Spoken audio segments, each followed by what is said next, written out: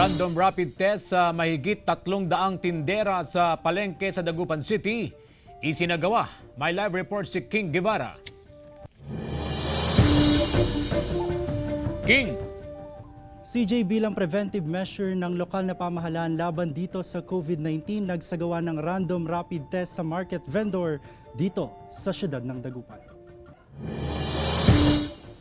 Maagang nagtungo sa Malimgas Public Market ang aabot sa mahigit 300 market vendors sa Dagupan City. Sumailalim sa random rapid test sa mga tindero at tindera ngayong araw. Para makita natin kung mayroong magre-react do sa test. That is a way also to safeguard the buying public.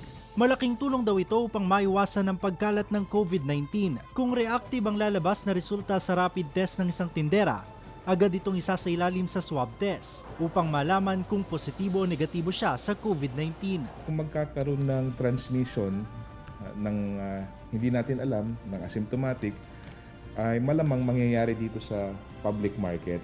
Isa si Aling Lili sa mga sumailalim sa rapid test. Negatibo naman ang resulta ng kanyang test. Para malaman ng mga taong bayan na para maiwas na yung COVID.